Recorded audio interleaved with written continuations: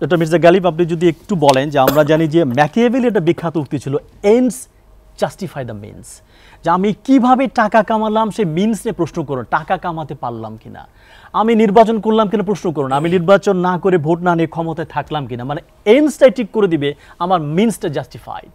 তো সেই জায়গায় কি আমরা গেছিলাম কিনা? চলে বলে কৌশলে যা খুশি তা করা না, ইংরেজি শব্দ আছে এটা ম্যাকিয়াভেলিয়ানিজম, যা খুশি করা চলে বলে কৌশলে করতে পারলেই হলো। এক্স্যাক্টলি, আপনি যে প্রশ্নটা তুলছেন এটা অত্যন্ত গুরুত্বপূর্ণ। এবং ডক্টর জাহিদ বলে, যেহেতু আপনি একাডেমিতে আছেন, উনি বলছে এই রেজিমটাকে একাডেমিক্যালি আলাদাভাবে রিসার্চ করা দরকার আছে।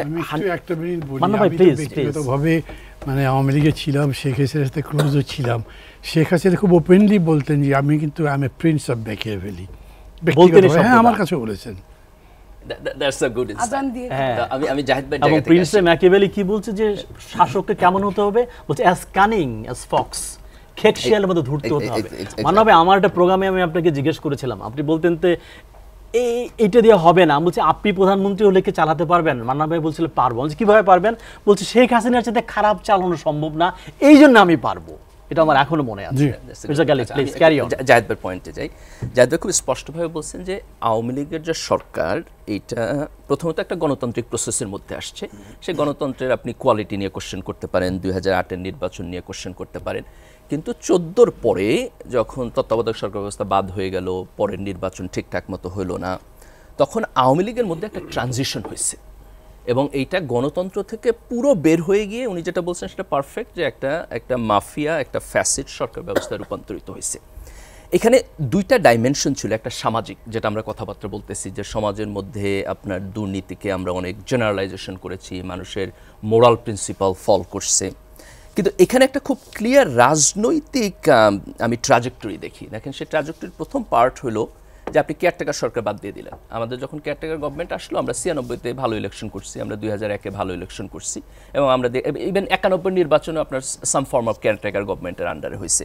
এবং সেখানে আমরা দেখলাম যে একটা দল যে ক্ষমতায় থাকে সে সাধারণত নির্বাচন জিতে না, আপনি 5 বছর পরে সরকার পরিবর্তন হইতেছে। তাহলে আওয়ামী লীগ সর্বপ্রথম যেটা করলো যে তারা কেয়ারটেকার গভর্নমেন্ট চেঞ্জ করে দিল, তার ফলে আপনি ক্ষমতায় থাকাটাকে নিশ্চিত করলো। সেকেন্ড, তারা যেটা করলো, তারা বিরোধী দলকে উইক করে দিল। আপনি মুক্তিযুদ্ধের প্রশ্ন তুলে আপনার জামাতকে বিচারে নিল, এবং আমরা শাহবাগ দেখেছি, মব করলো, বিচার প্রক্রিয়ার স্ট্যান্ডার্ড কোয়ালিটির ব্যাপারে কোনো কোশ্চেন করলো না। যে আপনি যেটা বললেন যে এন্ড জাস্টিফাই দ্য মিনস, আমার দৃষ্টিতে জামাত অপরাধী, কাজে আমি তাকে যেভাবে বিচার করি ডাজন্ট ম্যাটার, আমার বিচারের কোয়ালিটি এখানে কোনো কোশ্চেন না। তারপর খুব ইন্টারেস্টিংলি আপনি খেয়াল করে দেখবেন যে বিএনপিকে তারা ঠিক একই ডাইমেনশনের মধ্যে আনলো, বললো যে জিয়াউর রহমান আসল মুক্তিযোদ্ধা না, উনি পাকিস্তানের চর ছিলেন, মানে সাম কাইন্ড অফ আপনি বিএনপি জামাতকে এক ব্র্যাকেটের মধ্যে নিয়ে আসলেন মুক্তিযুদ্ধে। তাহলে আপনি বিএনপি এবং জামাত দুইজনকে যদি এক ব্র্যাকেটে আনেন, আপনি অপোনেন্ট উইক করলেন, কেয়ারটেকার সরকার নাই। আপনার পার্টিকে আপনি মাফিয়াতে কনভার্ট করলেন। আপনি খেয়াল করছেন ছাত্রলীগ হেলমেট বাহিনী হয়ে গেছে। আজকে আমরা যুব দল নিয়ে কথা বলতেছি, আওয়ামী লীগের সময় আপনি দেখেন যে যুবলীগ এক্স্যাক্টলি আপনার থাকস হিসাবে কাজ করছে যেখানে যেখানে প্রয়োজন। ফোর্থ, তারা যেটা করলো সেটা হলো সিভিল এবং মিলিটারি ব্যুরোক্র্যাটদের এই মাফিয়ার পার্ট করলো, যে তারা কিন্তু পলিটিক্যাল না, নন পলিটিক্যাল লোক, তারা হচ্ছে প্রফেশনালি রাষ্ট্রকে সার্ভ করবে। কিন্তু শেখ হাসিনা যেটা করলো যে তাদেরকে দলীয় লোক হিসেবে রিক্রুট করলো। আপনার ক্লিয়ারলি মনে আছে যে হাসিনা একটা সময় প্রত্যেক জেলায় একজন করে সচিবকে দায়িত্ব দিচ্ছে, ভাগ করে দিচ্ছে যে আপনার এটা, আপনার এটা, আপনার এটা। তার মানে এই সচিবদেরকে দিয়ে উনি ইলেকশন রিগ করতেছেন, আওয়ামী লীগদেরকে দিয়ে না, সচিবদেরকে দিয়ে। তার মানে একটা রাষ্ট্রের, আপনি যদি মডার্ন স্টেট, আমরা তো ব্রিটেনের প্রসেস ফলো করি, তো সেখানে হচ্ছে আপনার যারা হচ্ছে আমলাতন্ত্রে আসবে তারা দলীয় লোক না, আপনি প্রফেশনাল লোক দিতেছেন। আমেরিকায় কিছুটা ডিফারেন্ট, ওখানে আবার পলিটিক্যাল লোকদেরকে নিয়োগ দেওয়া হয়, কিন্তু আমাদের এখানে একটা নিরপেক্ষ আমলাতন্ত্র থাকার কথা। উল্টো দেখেছি, শব্দ শুধু রাজনীতিবিদ বলা হচ্ছে, কিন্তু আওয়ামী লীগের সময়ে একজন মন্ত্রী পার্লামেন্টে খোঁজ নিয়ে বলেছেন যে কানাডায়, সিঙ্গাপুরে যে বাড়ি যাদের বেশি আছে, সবচেয়ে বেশি পেয়েছে আমলাদের, সেকেন্ড ব্যবসায়ীদের, থার্ড পেজে রাজনীতিবিদদের। এক্স্যাক্টলি। সো মানে সিভিল এবং মিলিটারি বিউরোক্রেটিক স্ট্রাকচার, এইটা তো ভাঙা যায়নি। ব্রিটিশ বিউরোক্রেসি, পাকিস্তানি বিউরোক্রেসি, এবং সিরাজ আহমদ চৌধুরী লেখাটা পড়লাম, তিনি বলেন এখনো বাংলাদেশ এটা 100% আমলাতান্ত্রিক রাষ্ট্র। এক্স্যাক্টলি। যে কোনো পরিবর্তনের প্রধান রেজিস্ট করে আমরা তো রাজনীতিবিদদেরকে সামনে দেখি, কিন্তু এটা কিভাবে বলবেন? এখানে দুইটা জিনিস, একটা হলো যে ধরেন যে আমলাতন্ত্র খুব ভালো ফাংশন করতেছে না এবং তারা করাপ্ট, এবং আপনি পলিটিক্যাল উইল আছে কিন্তু আপনি পারতেছেন না, এটা এক জিনিস। কিন্তু শেখ হাসিনার সময় একটা ডিফারেন্ট জিনিস হয়েছে, উনি আমলাদেরকে এম্পাওয়ারমেন্ট করলেন যে আমি পলিটিক্যাল করাপশন করতে চাই, আমি একটা মাফিয়া স্টেট করতে চাই, আমার লোক লাগবে, তোমরা আসো আমাকে সার্ভ করো। তার সাথে তার একটা ধরেন যে খুব চমৎকার একটা ইকুইলিব্রিয়াম হলো যে আমি তোমাকে এম্পাওয়ার করবো, তুমি আমাকে এম্পাওয়ার করবা। এবং আমার মাঝে মধ্যে এটা মনে হতো যে হাসিনা গভর্নমেন্টও যদি এরকম হতো যে কোনো কারণে ধরেন যে সে অসুস্থ, মারা গেছে, ফল করছে, কিন্তু আমরা বলবেন আপনাকে ইনফরমেশন রেখে দিবে যে না গভর্নমেন্ট দাঁড়ায় আছে, কারণ শেখ হাসিনার যতটা প্রয়োজন ছিল তার চেয়ে বেশি প্রয়োজন ছিল আপনার এই civil military group. Doctor Mirza Ghalib, আপনি যদি একটু বলেন, যতক্ষণ আলোচনা হয়েছে এটাই তো আমাদের নিয়তি হতে পারে না, আমরা এই চক্র ভাঙতে চাই, চেঞ্জ করতে চাই, পরিবর্তন করতে চাই, সেটা কি সম্ভব? না, অফকোর্স সম্ভব। দেখেন এখানে প্রথমত অনেস্টি দরকার, এবং দ্বিতীয়ত হচ্ছে আপনাকে রেসপন্সিবিলিটি নিতে হবে এবং সমাধানের চিন্তা করতে হবে। যেমন আমি খুব স্পেসিফিক এক্সাম্পল দিই। আওয়ামী লীগের সময় আওয়ামী লীগের যে সাধারণ সম্পাদক ছিলেন ওবায়দুল কাদের সাহেব, উনি একটা টার্ম আবিষ্কার করছিলেন যে হাইব্রিড আওয়ামী লীগ।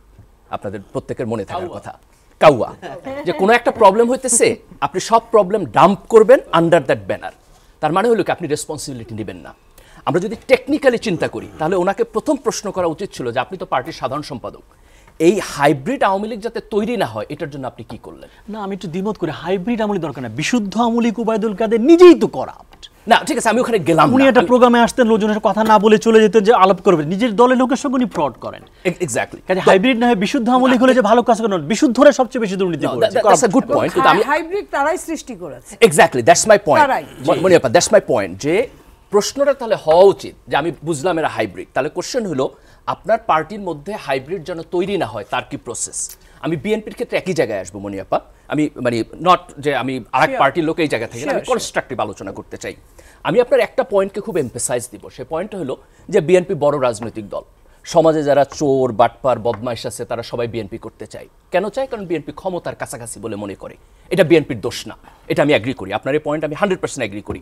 এই লুটপাট করা লোকেরা ওনার পার্টিতে যাবে না, কারণ ছোট, মান্নাবাইয়ের পার্টিতে যাবে না, ছোট, কিন্তু বিএনপিতে যাবে, অ্যাগ্রি করি। কিন্তু পয়েন্ট হলো এটা তো বিএনপির জন্য লায়াবিলিটিস। তাহলে আমাদের একটা সিস্টেম তৈরি করতে হবে বিএনপির মধ্যে, যেই সিস্টেমটা এই রিস্কটাকে মিটিগেট করবে, এইটাকে কমায় নিয়ে আসবে, এই লোকেরা যাতে এসে করাপশন না করতে পারে, সন্ত্রাস না করতে পারে, আমি সেটাকে ডেভেলপ করব। তাহলে আমি কিভাবে করব সেই প্রশ্নটা আপনার তুলতে হবে। তো এখন পর্যন্ত আমরা যদি দেখি যে আপনার পার্টি বহিষ্কার করতেছে, এটা হলো একটা পদ্ধতি আপনারা ফলো করতেছেন, কিন্তু এই পদ্ধতি কাজ করতেছে না। আজকে যে ঘটনাটা ঘটলো মিডফোর্টে, আমার বোধ হয় যে আপনার পার্টির should come to a conclusion. আমি একটু শেষ করি, এই লাইনটা শেষ করি। লাইনটা সেটা হলো বিএনপি এছাড়া কি করতে পারে? বিএনপি কি মারতে পারে? বিএনপি কি জেলে দিতে পারে? বিএনপি এছাড়া কিছুই করার নাই, তার বাড়ি ঘর দখল করতে পারে। আমি খুব স্পেসিফিকলি বলি কি করতে পারে। আমি আপনাকে প্রথম পয়েন্ট বলি, আপনি 4000 লোককে বহিষ্কার করছেন, তাদেরকে কি পার্মানেন্টলি বহিষ্কার করছেন? তারা কি আবার পার্টিতে আসবে? এখন থেকে তাই করা। আমি শেষ করি। তাহলে আপনাকে যেটা করতে হবে, প্রথমত আপনার একটা দলীয় ইনভেস্টিগেশন লাগবে। সেই ইনভেস্টিগেশন আপনি ক্যাটাগরি করবেন। যদি অফেন্স এ ক্যাটাগরিতে যায়, ক্যাপিটাল অফেন্স হয়, এই লোককে আপনি কোনোদিন আপনার দলের কোনো পজিশন দিবেন না, কোনোদিন তারে মনোনয়ন দিবেন না, কোনোদিন কোনো পজিশনে আপনার দল থেকে সে টেকনোক্র্যাটে যাবে না। ক্লিয়ারলি বলেন প্রথমে। কিন্তু কেবল কি সেই লোক যে তাকে রিক্রুট করলো টাকার বিনিময়ে তাকে ধরবেন না? আমি নিচ থেকে শুরু করি। না রোবাদ, আপনি ওখানে পরে যাবেন। তো চুনোপুটি, না আমি নিচ থেকে শুরু করি। টোকা, এদেরকে ধরে কি হবে? আমি নিচ থেকে বড়দেরকে ধরেন। যুব দলের যুগ্ম আহ্বায়ক বোধহয় মহানগরী, উনি চুনোপুটি না। আমি নিচ থেকে শুরু করি। আওয়ামী লীগের সময় ওটা ওই এরিয়া বেস, এরিয়া হতে পারে না, কিন্তু আপনি ওখান থেকে শুরু করেন, চুনোপুটি দিয়ে শুরু করেন, that will give a signal. আমি প্রথম, আপনি তো বলছেন আপনার দলের কি করার আছে, আমি প্রথম বলছি চুনোপুটিকে আজীবন বহিষ্কার করেছে, কিন্তু কথা হলো কে তাকে রিক্রুট করলো? ডাক্তার জাহিদ বলেছে, সেই প্রশ্নের উত্তর কিন্তু আমরা পাই না। আপনি এটা করতে থাকেন, কেউ না কেউ একটা টেবিলের নিচে আন্ডারহ্যান্ড ডিলিংস হয়েছে টাকা পয়সা নিয়ে। নো নো, পলিটিক্যাল পার্টি এটা করে না। তারা আজকে বহিষ্কার করে কালকে নিয়ে নেয়, তারপর বহিষ্কারের কোনো মিনিং থাকে না। আজকে বিএনপি এটা বলুক স্পষ্টভাবে যে আমরা ক্যাপিটাল অফেন্সে কাউকে বহিষ্কার করলে তারে আমি আর কোনোদিন পার্টিতে নিব না, ইম্প্যাক্ট পড়বে। Point number 1। পয়েন্ট নাম্বার 2, আপনার পার্টির লিডারশিপ রিবিল্ড করতে হবে।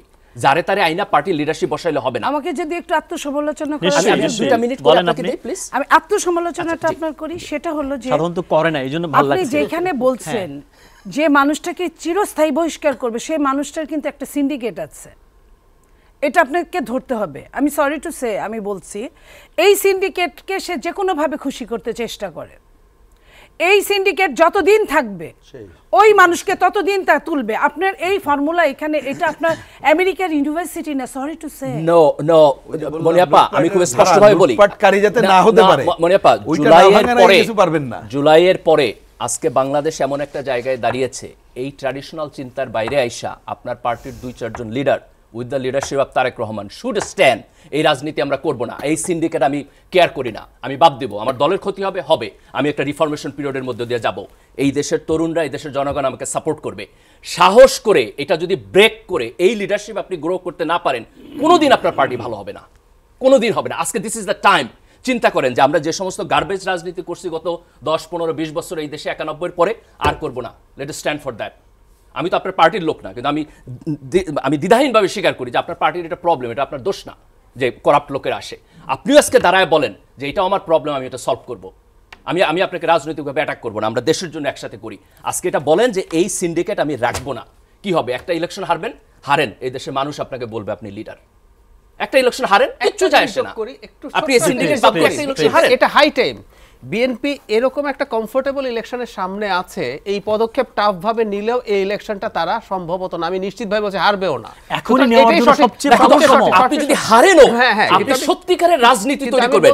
ইলেক্টেড হয়ে গভর্নমেন্টে যাওয়া এক জিনিস, আর মানুষের রাজনীতি তৈরি করা আরেক জিনিস। ডক্টর মির্জা গালিব, করণীয় যদি বলেন, আচ্ছা আমি পয়েন্ট আকারে খুব বেশি ন্যারেট করা দরকার, সমস্যার উপলব্ধি আমাদের হয়েছে, মানে প্রিসাইসলি যাইতেছি। দেখেন, করণীয় প্রথম জায়গাটা হলো যে এই প্রবলেমটাকে একটু মানে দলীয় কনফ্লিক্টিং জায়গা থেকে না দেখে আমাদের একটু জাতীয়ভাবে দেখা উচিত।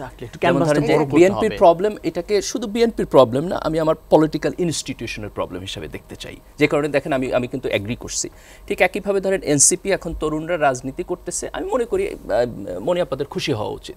ওদের যদি অফিস না থাকে, একটা অফিস ওদেরকে দিয়ে দেওয়া উচিত বড় পার্টি হিসেবে। রাজনীতি করুক, ইয়াং ছেলেপান আসুক, তারা নতুন স্বপ্ন দেখতেছে। এইটাতে এত কনফ্লিক্টিং করেন না। আমাদের আরও রাজনৈতিক দল লাগবে, আরও ভালো রাজনীতিবিদ লাগবে। এই ইয়াং জেনারেশনকে আমরা উঠে আসতে দেই, আমাদের দেশের ভালো হবে। তো প্রথম পয়েন্ট হলো এটাকে একটা জাতীয় ঐক্যের জায়গা থেকে দেখতে হবে। এই যে আমরা পার্টি টু পার্টি কনফ্লিক্টে দেখতেছি না, এভাবে আমরা প্রবলেম সলভ করতে পারবো না। এখানে আমাদের অ্যাপ্রোচ চেঞ্জ করতে হবে, পয়েন্ট নাম্বার 1। দ্বিতীয় হলো সংস্কারকে আমাদের দুইটা ভাগে বুঝতে হবে। একটা হলো যে একটা দীর্ঘমেয়াদী সংস্কার আছে, ধরুন আপনি পুলিশকে কিভাবে আরও অ্যাকাউন্টেবল করবেন, তারপর হচ্ছে আমলাতন্ত্রকে কিভাবে অ্যাকাউন্টেবল করবেন। এটা 1 বছরের কাজ না, এটা একটা লম্বা সময়ের। কিন্তু কিছু কিছু সংস্কার আছে যেটা এখন টাইম বাউন্ড, আমরা খুব কুইকলি করে ফেলতে পারি। যেমন আপনি বলেছেন যে খুব সম্ভবত এই যে পিএসসির ছিলেন সাদাত সাহেবকে কোট করে বলেছেন, এবং আকবর আলী খানকে কোট করে বলেছেন যে আমাদের প্রাইম মিনিস্টারের হাতে পাওয়ারটা খুব বেশি। তার মানে আমাদের একটা কনস্টিটিউশনাল রিফর্ম দরকার, যেখানে নির্বাহী বিভাগ আপনার সংসদ এবং বিচার বিভাগ দ্বারা কিছুটা ব্যালেন্সড হবে। এই রিফরমেশনটা আমাদের করতে হবে। পয়েন্ট নাম্বার 1, কিন্তু পুরো পৃথিবী জুড়ে সেপারেশন অফ পাওয়ার এবং চেকস এন্ড ব্যালেন্স, আমাদের চেকস এন্ড ব্যালেন্স কাজ করতেছে না। তাহলে আমাদের একটা কনস্টিটিউশনাল রিফর্ম থাকতে হবে। এই জায়গায় বিএনপির ব্যাপারে আমার একটু অভিযোগ আছে যে কনস্টিটিউশনাল রিফর্মের যে আলোচনা হইতেছে, আমার কাছে মনে হইতেছে বিএনপি পার্টি লাইনের উপরে উঠতে পারতেছে না। সরি টু সে, পার্টি লাইনের উপরে উঠতে পারতেছে না। তাদের একটা প্রতিক্রিয়াশীল ভয় আছে যে আমি বড় পরিবর্তন না করে যদি কুইকলি চলে যেতে পারি তাহলে ভালো। আমার বোধ হয় যে এইখানে অ্যাপ্রোচটা একটু পরিবর্তন করে এই রিফর্মটাকে একটু সিরিয়াসলি দেখা দরকার। দেন আর দুইটা ইম্পর্টেন্ট জিনিস আমি বলবো, যেটা আমার বড় রিফর্ম। একটা হলো যে পার্টির স্ট্রাকচারের মধ্যে আপনার লিডার কিভাবে হয়, আপনার পার্টির মেম্বারশিপ কিভাবে হয়, তারা চাঁদা কিভাবে দেয়, টাকাটা কিভাবে খরচ হয়, পার্টির অভ্যন্তরে একটা গণতন্ত্রের চর্চা থাকতে হবে। সেটা কিন্তু মিসিং, আমাদের পলিটিক্যাল পার্টির মধ্যে মিসিং। এটা লাগবেই। যেমন উন্নত দেশে আপনার প্রাইমারির মাধ্যমে তার পার্টির ক্যান্ডিডেট ঠিক হয়। আমাদের এখানে আমরা সারা জীবন মনোনয়ন বাণিজ্যের কথা শুনতেছি। তাহলে পলিটিক্যাল কাউন্সিল হয় না। এটা পলিটিক্যাল পার্টির অভ্যন্তরে গণতান্ত্রিক প্রক্রিয়াকে আপহোল্ড না কইরা আমরা কালেকটিভ ডেমোক্রেটিক সিচুয়েশনকে বেটার করতে পারবো না।